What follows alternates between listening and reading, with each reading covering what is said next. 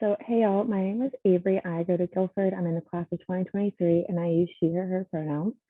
So, welcome to our panel today about Quaker Value Based Education. So, we'll be asking what has historically made Quaker higher education unique, and how does Quaker higher education look unique today, and how do we bring that forward? So, we have Susan Hillman from Earlham and Kara Strong from William Penn with us today. And we also have Stephen, so sorry, I can't speak. Stephen Potoff from Wilmington College with us as well. Please tell me if I pronounce that incorrectly. I'm terrible with words today for some reason. So we're going to go ahead and get started very soon. All right, thanks y'all. I'm Katie. I'm also a student at Guilford. I'm class of 2024, so a year behind Avery. And I'm also in the Quaker Leadership Scholars program with her. So I'd like to invite any of our participants to actually, I'm not going to say that because I think we've been with both of y'all for a while, so hi again. If you want to, though, you can go ahead and reintroduce yourself in the chat. I think Angelina already did. We'll start off with each of the panelists introducing themselves and talking about their relationship to our panel topic, so Quaker Value Based Education, and then we'll shift into Q&As. And we can start with our pre-prepared FAQs. And then if we have any questions from the chat, we'll try to prioritize those and get those questions answered for y'all. So I'd like to invite Susan Hillman, the Director of International and Transfer Admissions at Earlham, to start us off. Susan? Great, thanks so much. And my full name is Susan Hillman de Castaneda, just doesn't all fit on that line there. I'm Director of International Admissions, Alumni Recruitment, Transfer Applications, Quaker Fellows at Earlham. I'm an Earlham graduate. I chose Earlham because it was an Quaker school. I did not grow up as a Quaker, but I became one when I worked at Friends United meeting in Richmond before I went to college. And so I really wanted to be at a Quaker school. The basic reason, there were two basic reasons why I wanted to go to a Quaker school, is I knew that I would be able to ask my questions. While that sounds a little bit funny, when I was in Sunday school, when I was a child in a different denomination, I'm an introvert. So for me to ask a question was a huge deal. And the teacher looked at me and said, "Oh, you can't ask that question." I'm like, what? It's a question. Like, so legit. I was in third grade and it marked me for life. It's like, why can't I ask my question? So, and also as an older student and a woman, I wanted to be at a place I knew I would be respected. And I saw what Earlham was doing because I was working in Richmond. It's like, I need to be at a Quaker school because I can ask my questions and I'll be respected for who I am and what my life experience has been so far. So that's for and then working in the admissions office for 22 years, I've been able to offer that to students as I have been working with them throughout the application process. Awesome. Thank you, Susan. Next, I'd like to welcome Kara Strong, the Vice President of Enrollment Management at William Penn. Kara? Good afternoon, everybody. Again, my name is Kira. I work at William Penn University. I've been at William Penn for almost 17 years. I started in the admissions office and then just kind of worked my way up into the administrative team. And I've been on the cabinet for close to 5 years now. I did not go to William Penn as an undergraduate. I went to a large state institution. And so, but my husband went to William Penn. So I feel like I'm kind of a graduate in that I really valued his experience, and we had much different college experiences related to, comparing a big state school versus a small private Quaker institution. So I really believe in our mission, and I'm excited to have this conversation today. Thanks for having us. Thank you, Kara. Lastly, I'd like to welcome Stephen. I think we said it was Potoff. Potoff, that's right. Potoff. Nice. The professor of religion, philosophy, and peace studies at Wilmington College. Stephen? Thank you, Katie. Just a little bit of a caveat. I'm recovering from a double dose of second shingles vaccination and my COVID booster, so I'm not quite on my game as much as I might be otherwise. So bear with me. I grew up in Greensboro at Guilford College and attended New Garden Friends School and Guilford College while I was at New Garden Friends School, as well as when I was a student actually at Swarthmore College. I went on Guilford's study abroad program in Munich in 1985. So I have been in Quaker institutions for a good part of my life, and Wilmington College is a Quaker institution as well. And so I very much enjoy teaching at a Quaker college for all kinds of different reasons that I'll get into at some point here, I guess. So thank you. Great. Thank you all for being here with us today. I want to go ahead and open up the chat to any questions from our audience. If y'all go ahead and type something in the chat, me and Avery can read it and direct it to our panelists. But I guess for right now, just to get us started off, I can start with a question from our FAQ list. So start off with kind of a broad question. So feel free to give a shorter answer because it's kind of a big one. But what does Quaker value-based education mean, and what does it look like in practice for you? And I guess maybe Susan, do you want to start us off? Sure. So that is a huge question. And Quaker education is really an amazing opportunity for students to be in the context. And I do this a lot when I talk about Earlham or any Quaker-based education, that it sets the context in which you're going to have your education. And that at Earlham, for example, that specifically means a place where, if you read our mission statement, which is very long, but the search for truth, wherever that search takes you, as long as it's backed up by evidence, is really important, because that, in my mind, opens up what your search is. We're not prescribing anything for you as you come in, but we're welcoming you, your ideas, your thoughts, your questions, and helping you on your journey. So it's really allowing the students their agency of deciding their path forward, and accompanying them on their journey, supporting them and challenging them. Also, another part of our mission statement is to help you find the teacher within, so you're a lifelong learner. So Quaker education really does focus on that curiosity, that passion for learning, always being open to engaging in conversations. Engagement and relationships are very important in the Quaker education.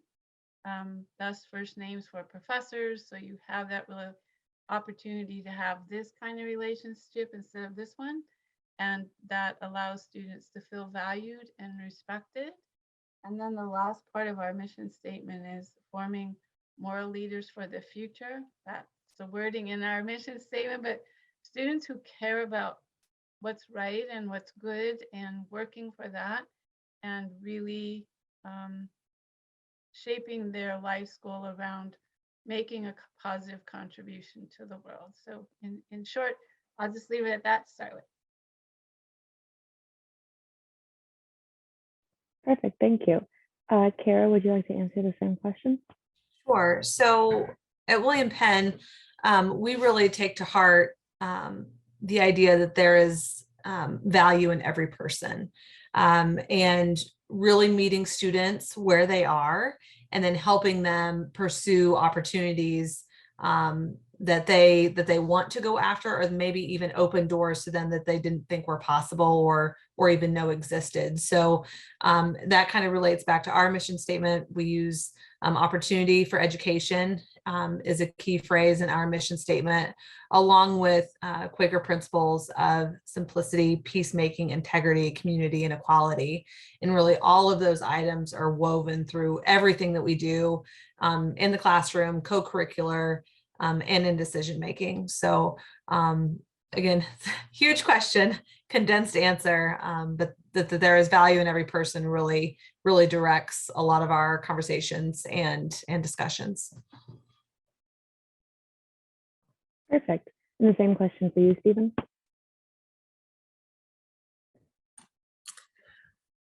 Well, a lot of what Kira and Susan have said applies also to Wilmington College in terms of the search for truth, the commitment to the Quaker testimonies that are expressed in our core values. I think one of the things I would add is an emphasis on experiential learning.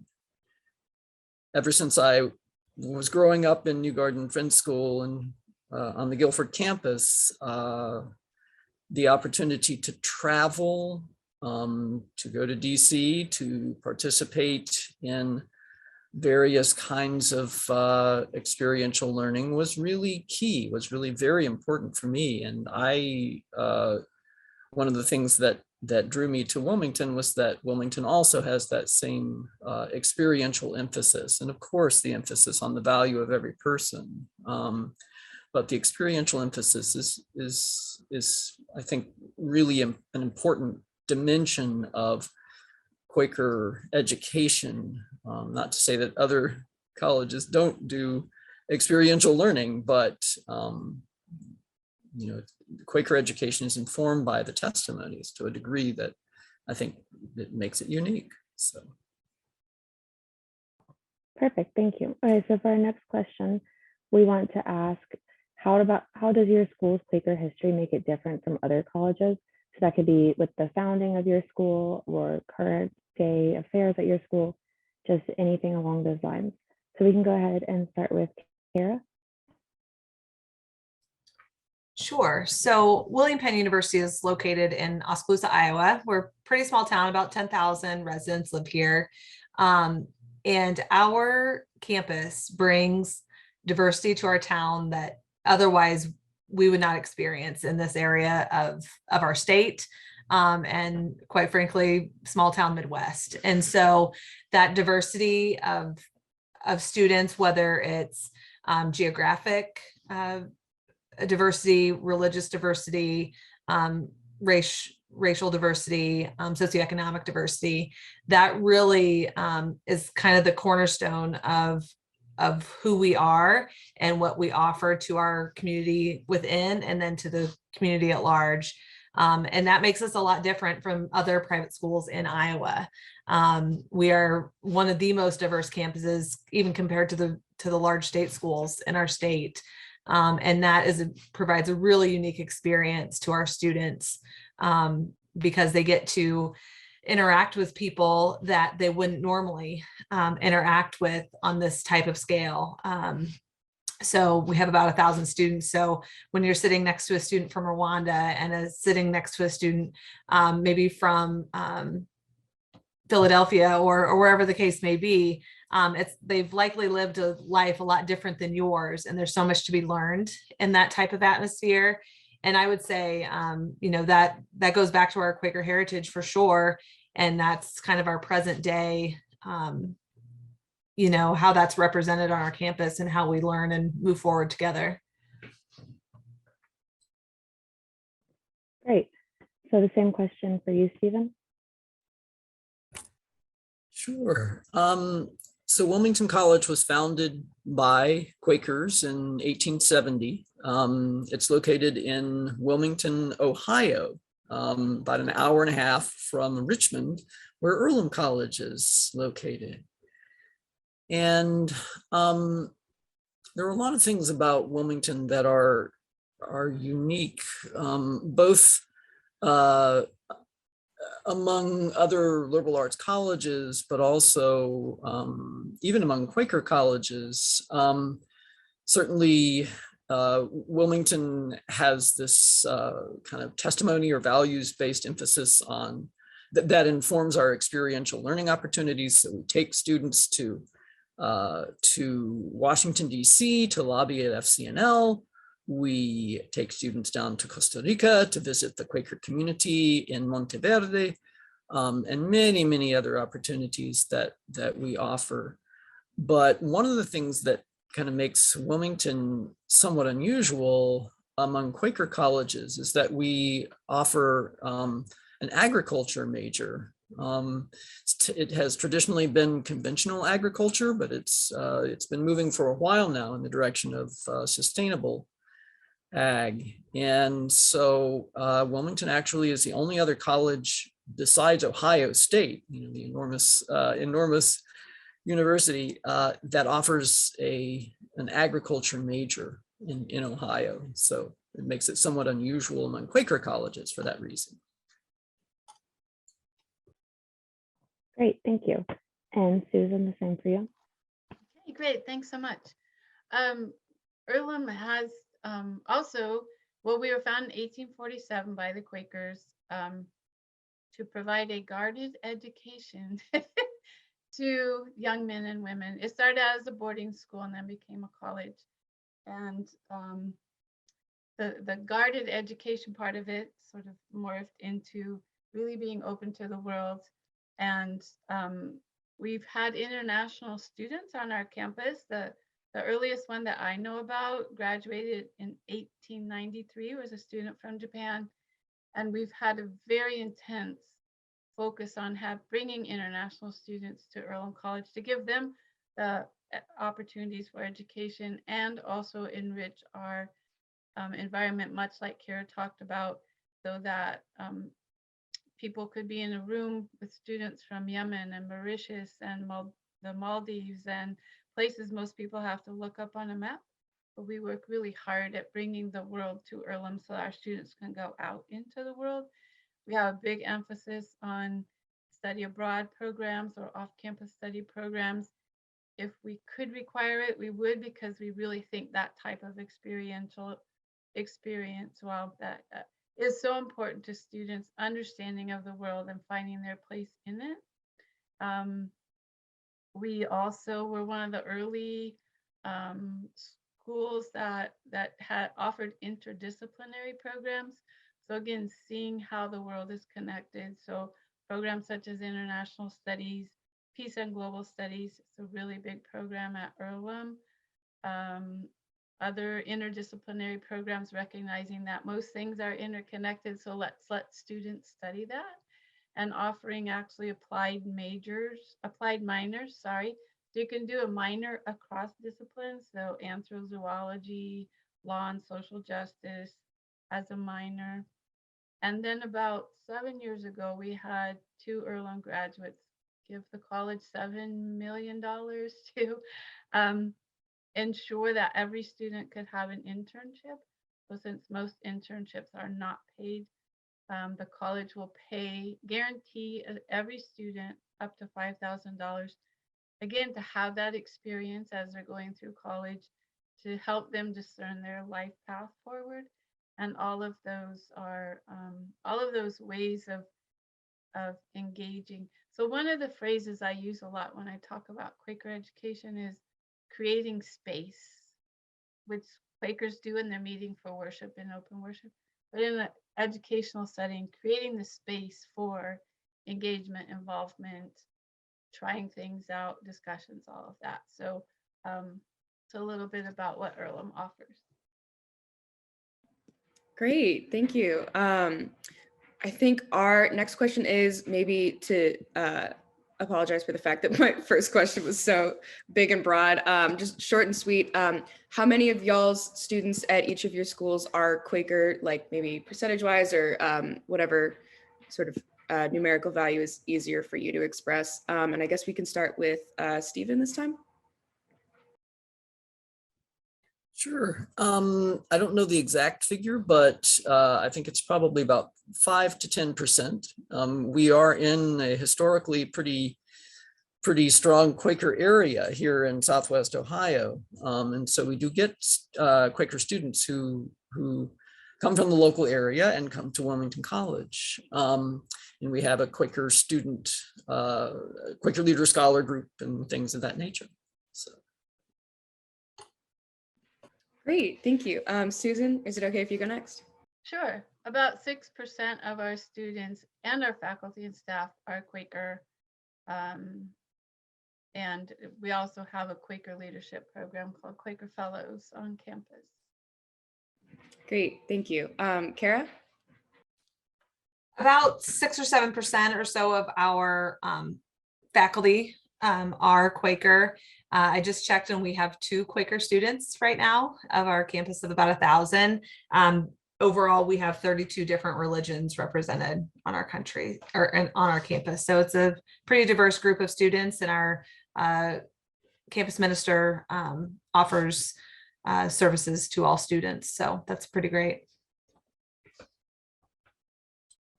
Perfect. Thank you so much. So kind of a follow-up to that question, what would you consider a draw to your school for a non-Quaker student? So somebody who has not grown up in the Quaker faith or may not know a ton about the Quaker faith.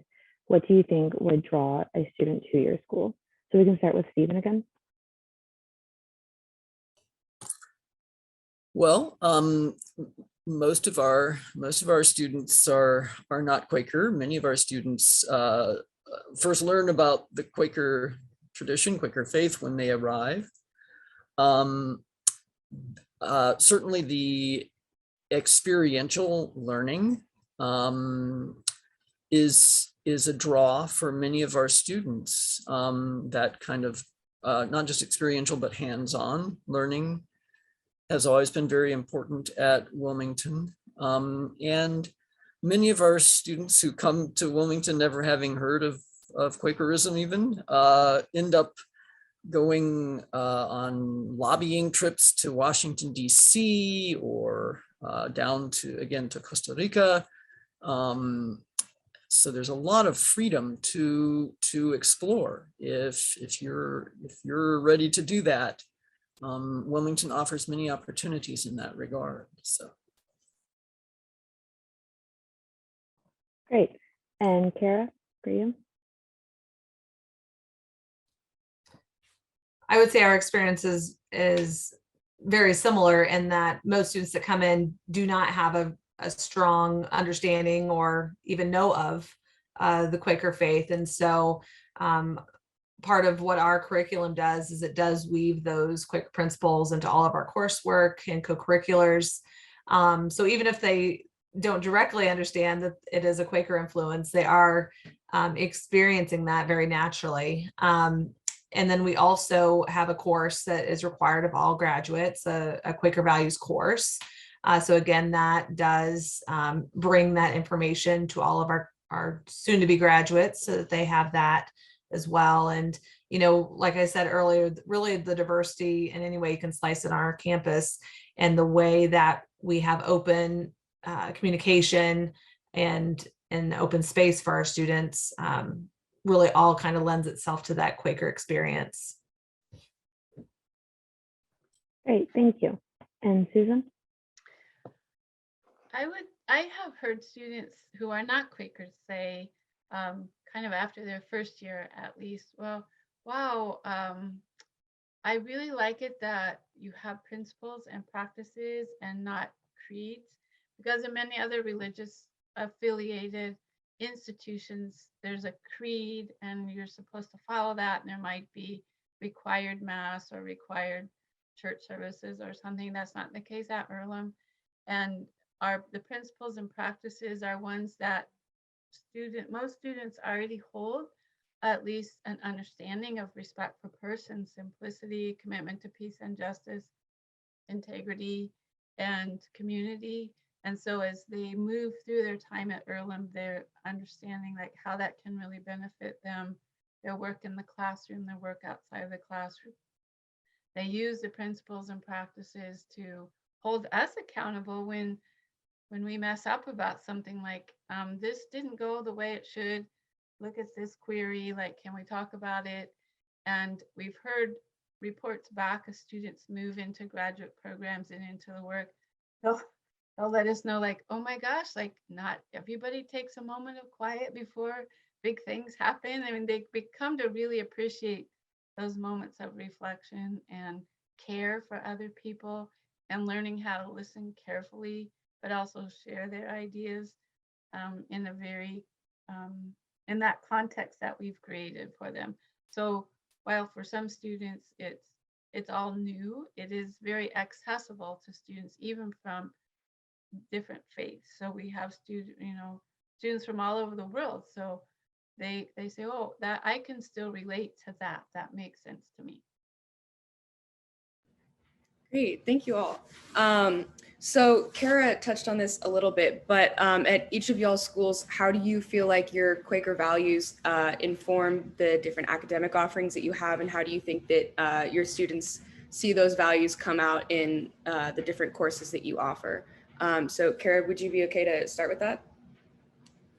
Sure. Like I said, we weave a lot of the Quaker principles, and one of our hallmarks of our campus is a ladder out in the front lawn. It has William Penn's advices, and so there's 12 on there that we integrate into our courses, our co-curriculars, and actually we also include it in our assessment, internal assessment processes for all areas. We include those, so it's very much a part of our institution. A lot of those advices are branded around campus too. So it's a piece that you look in any direction and you're seeing it, and you're definitely hearing it in the classroom. It's integrated in group work. So again, whether the student really sees it or not, it's all part of the 4-year experience. And then it culminates towards the end of their studies in the Quaker Values course, as well as in our final leadership class that all graduates take their senior year. So yeah, it's definitely a part of us every day. Great, thank you, Kara. Susan, do you want to go next? Sure.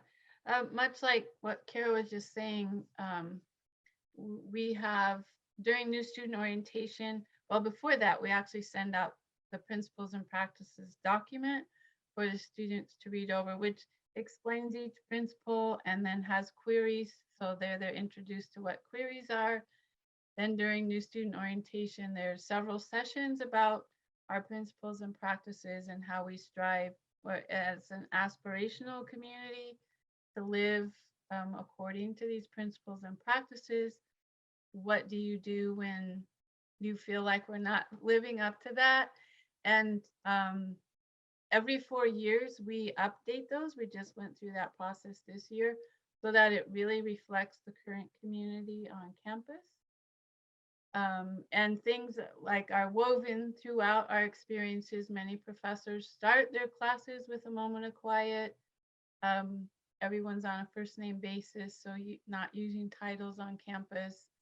We have convocations once or twice a month where the whole community comes together to talk about a subject matter, have invited speakers.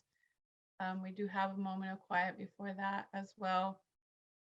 So students are within this context of like reflection, being together, sharing as a community.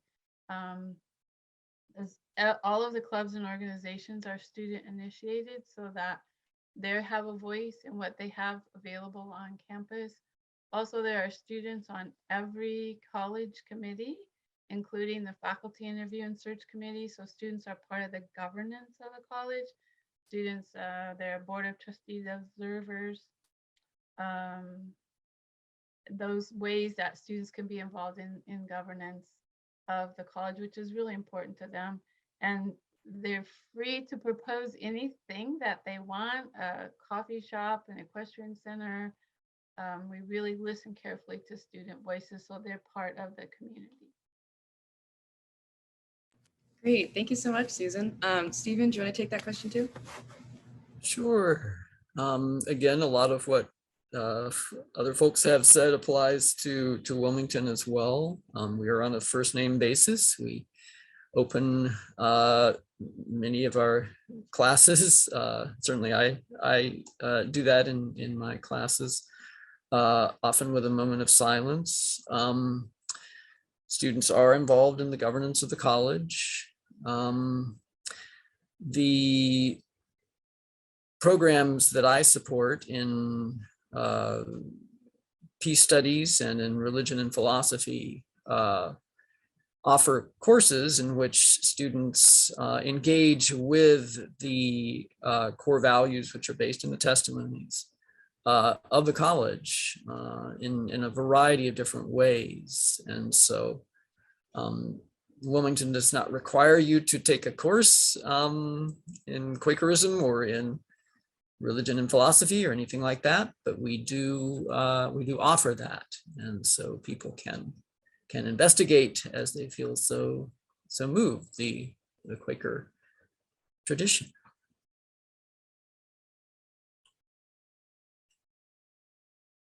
Perfect, thank you. I believe we have a question in the chat.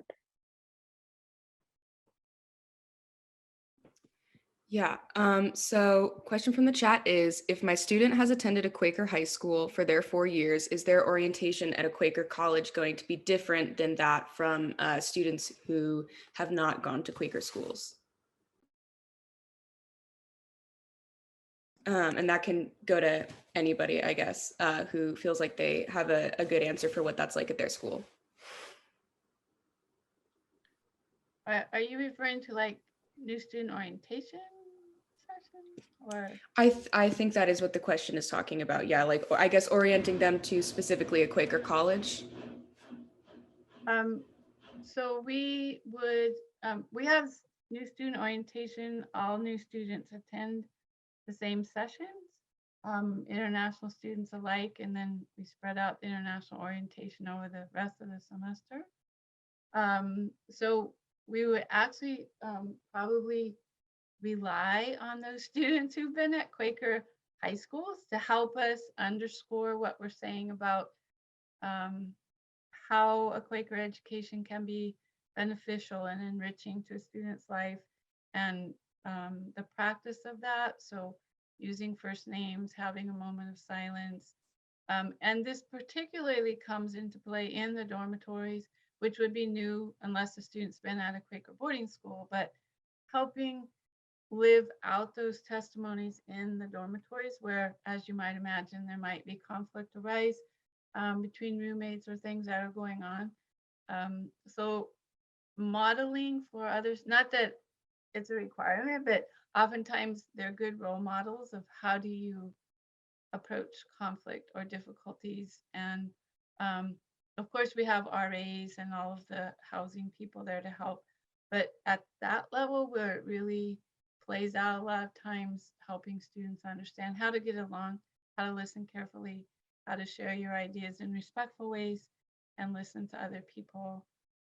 But you know, the basic orientation would be the same for everybody. Yeah, thank you, Susan. I think if anybody else feels like they have a different answer to share, feel free to, but I think Avery has another question, if not.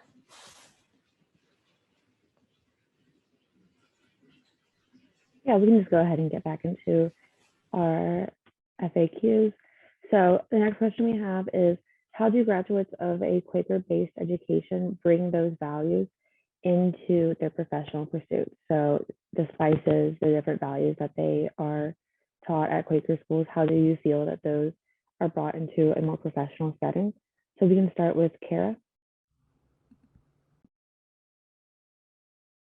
Sure. I think, the value of the Quaker education is it allows students that are going out into the professional world for the first time to really chart their own path and be able to think critically, to be able to work with a variety of people with different viewpoints, be able to reflect on conversations, and be able to provide great conflict resolution skills to situations. So that's what in general, that's what I would say.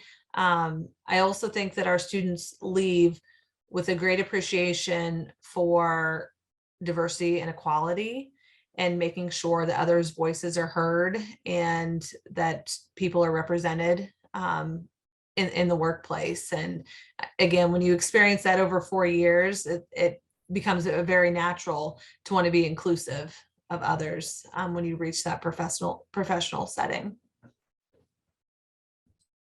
Perfect, thank you. And the same question for you, Stephen.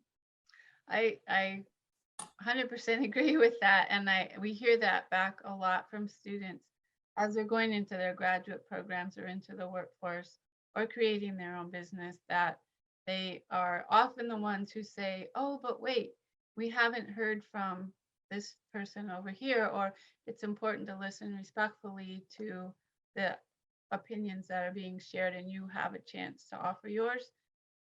Also, we've heard back from students who say that they're often the only ones at the tables asking the ethical question, like, yeah, that might be a great way to make money, but is it ethical? Like, should we really be doing this?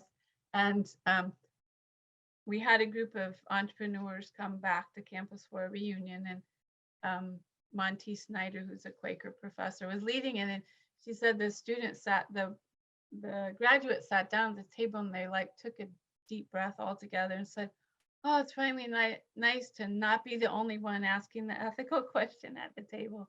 So that kind of Quaker approach to life and work and integrity really gets lived out once they leave campus. Great, thank you. And Stephen? Yeah, again, I think a lot of what other people have said applies to Wilmington as well. The values are integrated into the curriculum in various ways. And so people carry those forward with them into their careers. So yes, they're willing to ask those ethical questions. And I think in particular, the emphasis on peace, peace studies, conflict resolution, that's a really, really important skill to have in the world. And our students have an opportunity to learn that skill. So that's a very practical dimension of Wilmington's Quaker education that students take with them into the careers, into the work that they are doing in the world, the service mentality. So Wilmington places a lot of emphasis on service, so service learning, and that informs what people do. It informs the kinds of careers they choose. So yeah, those are just a few of the things that I can think of that kind of help students carry that forward into their careers. Awesome. Thanks, all y'all. I think unless we have any other questions from the chat, we'll probably make this our last question. So this question is, does your school's Quaker history inform political mobilization on campus? And how does your school engage with the local community? I think, Susan, I know that's kind of a big question. Is it okay if I hand that off to you first? Sure. So Earlham, from the history that I understand, we have, always been a place of asking a lot of questions and really wanting to be involved in world affairs. One of the ways one example that we have is during the Second World War, when Japanese Americans were put into internment camps in the United States. Earlham was one of the few institutions that admitted students from those internment camps so they could come to college. During the Vietnam War and all of this, allowing protests on campus, we expect every year some type of activism or protest or questions to the administration. We expect that to happen, and we make space for that to happen and respond in ways that we hope the students appreciate. I'm kind of forgetting the second part of the question. I know it's a long one, sorry. The second part of the question was, how does your school engage with its local community? Oh, okay, yes. So all of our events are open to the public. So we have convocation speakers that come in. The Richmond community is invited into that. We have a lot of students doing community service. with children, with our Amigos program in town, with the mayor's office, with retirement homes. We had a group of students build a special sensory playground for students with autism so that they're able to go to the playground and not get overstimulated. We have students who are being trained to be medical interpreters so they can help people get good medical care whose first language is not English. And that was their idea. They wanted to do that. So there are a lot of ways that we're trying to be involved in the local community and continue to provide services that are needed. Great, thank you, Susan. Kara, same question to you. Yeah, so I think when we do have times, whether it's local in our community or national issues that arise, one thing that I think we've been very good at is bringing people together to have conversation. You know, a lot of times things, if people just sit down and talk, things might be perceived a lot differently. So we really try to get ahead of those things and bring in folks, either alumni or others within our community, to hear our student concerns and to have that dialogue. That's really important for any sort of conflict resolution to take place. You can't just have one person at the table. All parties need to be at the table. So we really take that seriously. When we, you know, when two summers ago, when there was, you know, the George Floyd and all of these race tensions in our country, we brought our African-American leadership from our students and our police force together for conversations. And that was really important, so that our students felt supported and vice versa within our own community. So that's something that I think we do a good job of. As far as engaging with the local community, very similar to what Susan said, all of our events are open to our community. We have a large portion of our students that work in our community. So when there's that type of interaction too, our students are working in businesses of community members, and it's great to have community members come and watch and support our students in extracurriculars. So whether that's athletics or fine arts, to have that community presence is important.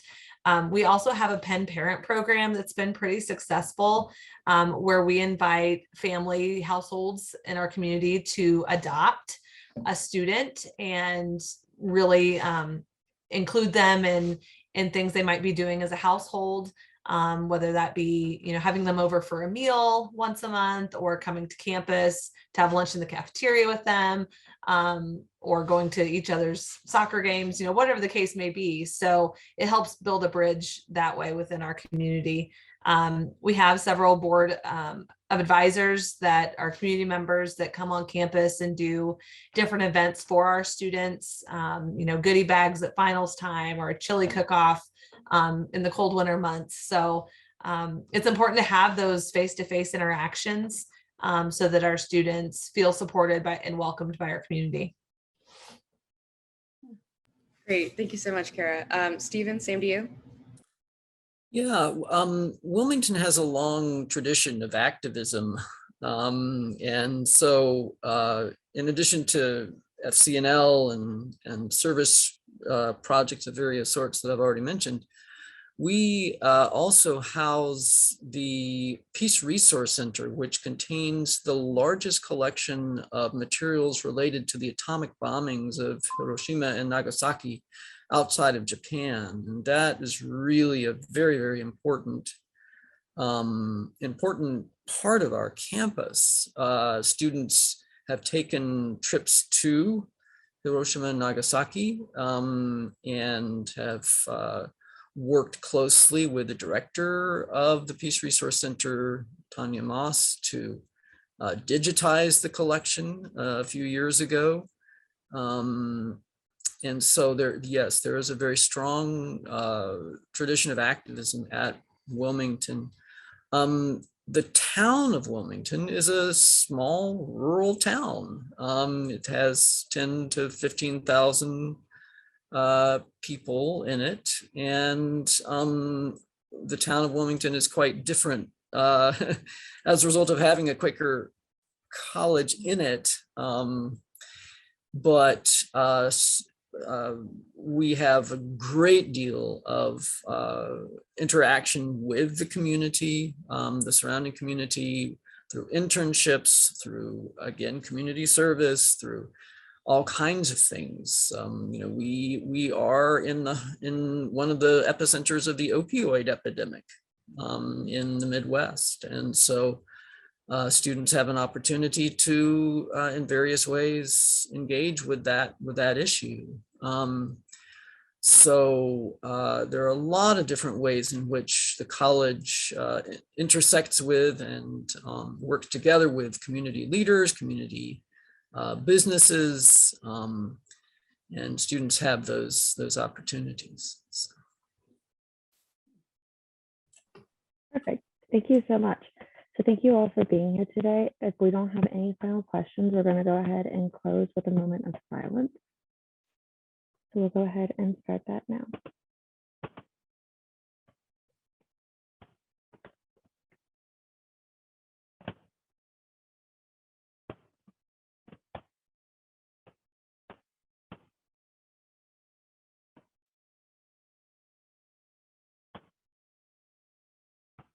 Thank you.